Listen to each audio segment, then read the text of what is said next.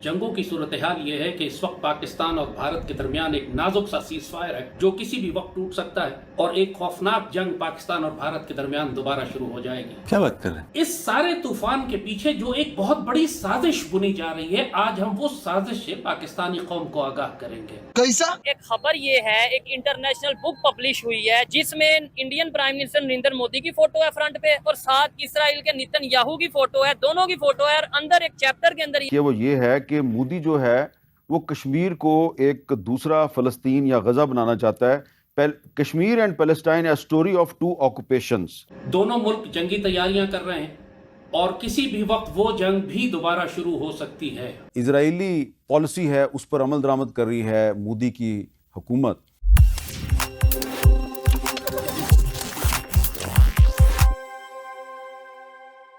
नमस्कार दोस्तों, आपका स्वागत है हमारे YouTube चैनल पर। आज हम बात करेंगे एक ऐसे मुद्दे पर जिसने पूरे दक्षिण एशिया में हलचल मचा दी है। भारत और इजरायल की बढ़ती रणनीतिक साझेदारी, कश्मीर में मोदी सरकार की नई योजना और पाकिस्तानी पत्रकार हामिद मीर के चौंकाने वाले खुलासों के बारे में।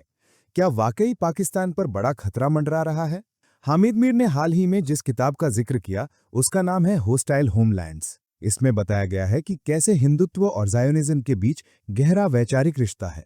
लेखक आज़ाद ईसा ने लिखा है कि भारत और इजरायल दोनों अपनी अपनी विवादित जमीनों कश्मीर और फिलिस्तीन में एक जैसी रणनीतियां अपना रहे हैं, जैसे सख्त सैन्य निगरानी, आबादी में बदलाव और अत्याधुनिक सुरक्षा तकनीकों का इस्तेमाल।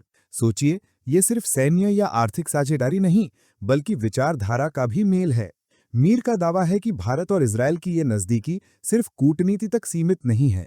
पाकिस्तानी मीडिया में अफवाहें हैं कि दोनों देश मिलकर पाकिस्तान के खिलाफ कोई बड़ा कदम उठा सकते हैं। हालांकि अभी तक इसका कोई ठोस सबूत नहीं है, लेकिन इससे क्षेत्र में तनाव जरूर पड़ गया है। पाकिस्तानी मीडिया मोदी सरकार की कश्मीर नीति पर लगातार सवाल उठा रही है और कह रही है कि भारत ने इस पर काम भी शुरू कर दिया है। दोस्तों, ये मुद्दा जितना संवेदनशील है उतना ही जरूरी है इस पर खुलकर चर्चा करना। अगर आपको ये वीडियो पसंद आए तो लाइक और शेयर जरूर करें और चैनल को सब्सक्राइब करना ना भूलें ताकि ऐसी और महत्वपूर्ण जानकारियां आप तक पहुंचती रहें।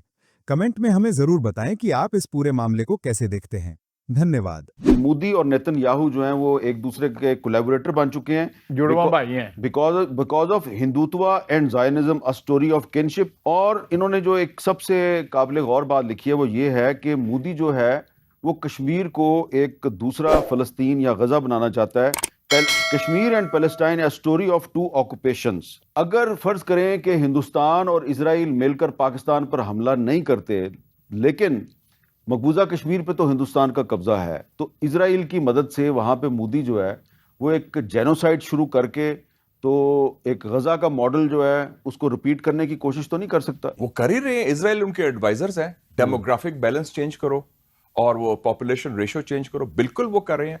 ये आइडियोलॉजिकल ट्विंस हैं, मोदी और नेतन्याहू, बिल्कुल वो हूबहू। बल्कि इजरायली एडवाइजर्स भी मौजूद थे पहले भी काउंटर इंसर्जेंसी में, जैसे जंग हमारी झड़प जो हुई है उसमें भी थे उनके। तो ये दे आर डूइंग दैट। इसलिए हमें इस इशू को, अब लकीली हम यूएन सिक्योरिटी काउंसिल में हैं और मैंने लास्ट टाइम क्रिटिसाइज भी किया था कि जब शुरू में हमने बात की टेररिज्म की तो हमने अफगानिस्तान का जिक्र किया, हमने जो स्टेट टेररिज्म है इंडिया का, जो इंडिया जुल्म ढा रहा है मकबूजा कश्मीर में, उसका हमने जिक्र नहीं किया। अब हम कर रहे हैं, विच इज़ वेरी इंपॉर्टेंट, क्योंकि इस वक्त इंडिया का जो असल चेहरा है as a fascist and a racist state, और जो एक स्टेट टेररिज्म भी कर रहा है। 4 सालों में उन्होंने 20 दफा पाकिस्तान के अंदर बंदे मारे हैं, क्या हमारे घर के अंदर, कि बिल्कुल इजरायली प्ले बुक से वो लेसन्स ले रहे हैं। इसलिए कि जिस तरह से एक नई वेव आई है मकबूजा कश्मीर में ऑफ रिप्रेशन, उसमें हमने देखा कि वो घर जो हैं डिमोलिश कर रहे हैं उन लोगों के जिनको वो कहते हैं कि जी ये कोई टेररिस्ट की फैमिलीज हैं, लेकिन कोई सबूत नहीं पेश करते। तो वहाँ तो बहुत ही हौलनाक सिचुएशन पैदा कर रहा है ये जो मोदी की जो हुकूमत है। तो मैं समझती हूँ कि एक नई वेव ऑफ रिप्रेशन जो है उसको हाईलाइट करना बहुत ज़रूरी है, चाहे हम अपनी सिक्योरिटी काउंसिल की मेंबरशिप को इस्तेमाल करें उसके लिए, या एक कंसिस्टेंट डिप्लोमेटिक कैंपेन हम तश्कील दें, उसको फ्रेम करें और फिर इम्प्लीमेंट करें।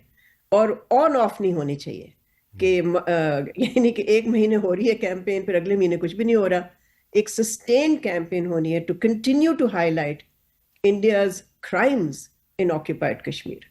اچھا مشاہد صاحب، آخر میں یہ بتائیں کہ یہ جو اتنے زیادہ مسلم کنٹریز ہیں، OIC کے ممبرز بھی ہیں، یہ سارے مل کے اس سچویشن میں جب تھوڑے عرصے کے لیے پاکستان کے پاس سیکورٹی کونسل کی سربراہی ہے، تو یہ کوئی رول نہیں پلے کر سکتے غزہ اور کشمیر کے معاملے پہ؟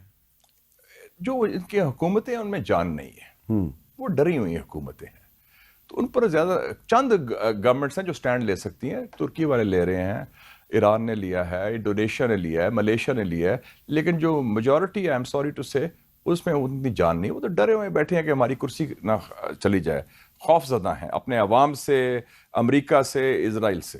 تو جو خوف زدہ ہو شخص یا حکومت، ان میں کیا کرنا ہے؟ اب ایک انٹرنیشنل لیول پہ بک پبلش ہوئی ہے، شاید آپ نے بھی وہ حامد میر کا پروگرام دیکھا ہو، جس میں وہ بک دکھا رہے ہیں. اس میں نیتن یاہو جو اسرائیل کا پرائم منسٹر ہے اور نریندر مودی جو انڈیا کا پرائم منسٹر ہے، دونوں کی فوٹو ہے. اور اس بک کے اندر ایک چیپٹر ہے کہ جو فارمولا اسرائیل نے غزہ پہ یا فلسطین پہ امپلیمنٹ کیا تھا، وہی فارمولا انڈیا اور اسرائیل مل کے اب کشمیر میں کریں گے. تو کیا ایسے پھر ہم کہاں جائیں گے، کیا کریں گے؟ دیکھیں کشمیر کی جو صورتحال ہے، کشمیر سے تو یہ ہم لوگ ویسے ہی وہ جان چھڑا چکے ہیں.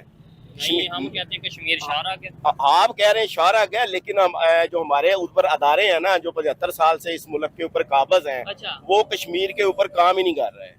اگر وہ کشمیر کے اوپر کام کرتے نا تو کشمیر تو کب کا پاکستان کا ہو چکا ہوتا.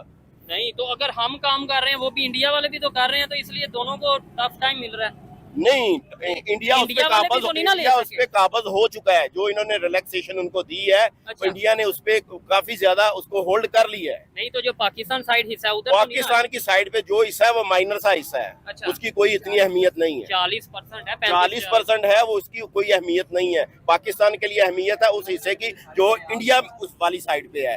وہاں سے سارا جو ہمارا پاکستان کے دریا آبی ذخائر ہیں وہ وہاں سے نکل رہے ہیں. ہاں، یہ تھوڑی سی ٹیکنیکل بات ہے. اچھا، تو یہی اگر سچویشن رہی، اللہ نہ کرے کوئی ایسا معاملات ہوں کہ اسرائیل غزہ والے معاملات کشمیر میں، اگر یہ ایسا ہوتا ہے، مجھے ایسا لگتا نہیں، لیکن اگر ایسا ہوتا ہے تو پھر ہمارے پاس کوئی لاہے عمل ہے، کوئی اسٹریٹجی ہے کہ تب ہو جائیں گے یونائٹڈ. دیکھیں وزیر اعظم ایسا ہونا چاہیے مودی جیسا جو پوری دنیا کو لے کے چل رہا ہے. آج دیکھیں امریکہ جو دنیا کا سپر پاور ہے، وہ بھی مودی جی کی وجہ سے چل رہا ہے. یقین مانیے، میرے ورڈ جو ہے نا دیکھنے میں سننے میں عجیب لگتے ہیں، لیکن حقیقت ہے سپر پاور جب تک ہے جب انڈیا اس کے ساتھ ہے. انڈیا اس کے ساتھ، دیکھیے چائنا اس کے خلاف ہے، روس اس کے خلاف ہے، امریکہ کے خلاف، انڈیا اس کے ساتھ ہے، تو وہ ابھی تک جو ہے نا اسٹیبل ہے، چل رہا ہے وہ.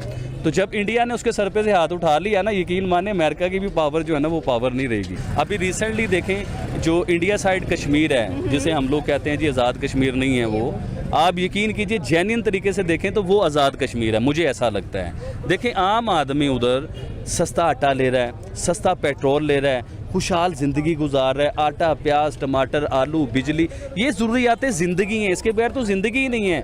اب دیکھیں کیا نکارہ لوگ ہوں گے، کیا وہ نااہل لوگ ہوں گے کہ جو 20 سال 30 سال ہم لوگوں کو چمڑے رہے. آپ بھی ووٹ دیتی ہوں گی، میں نے بھی ووٹ دیے ہوں گے.